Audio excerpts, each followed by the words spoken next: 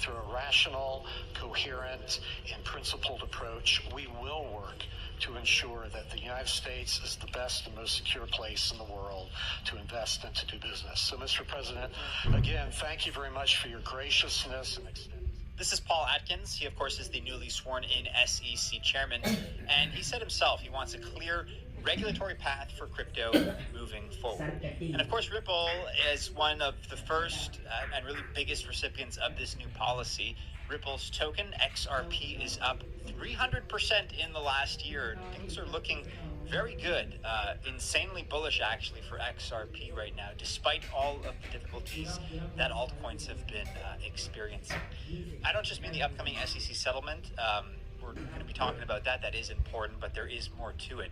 XRP really holistically is ready to take advantage of all kinds of new policies right now.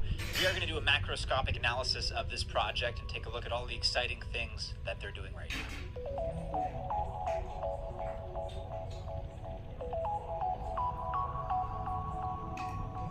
Ripple's a company of really professional people working really hard on this. That's why we chose XRP. We believe in XRP. We're not making a price prediction on this. That's why we chose XRP. We believe in XRP. We're not making a price prediction, but we do believe it's a coin that will have the most utility out there.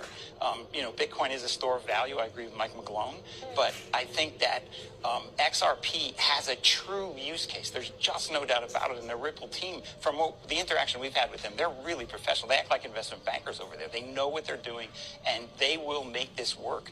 Even on Bloomberg now, you have people that are singing the praises of XRP, people like this Tukrium Fund CEO talking about utility and the many use cases that Ripple has to offer.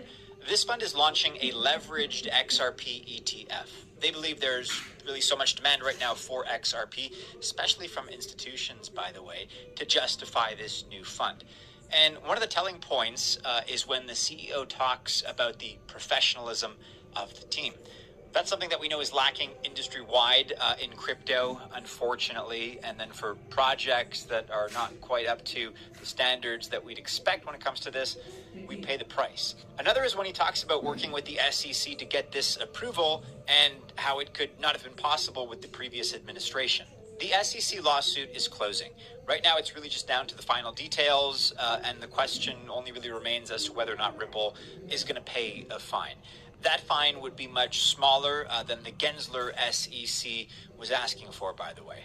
So this alone, with smaller fines, if any, and closing the case is a point very much in favor of Atkins and the new Securities and Exchange Commission. But as the SEC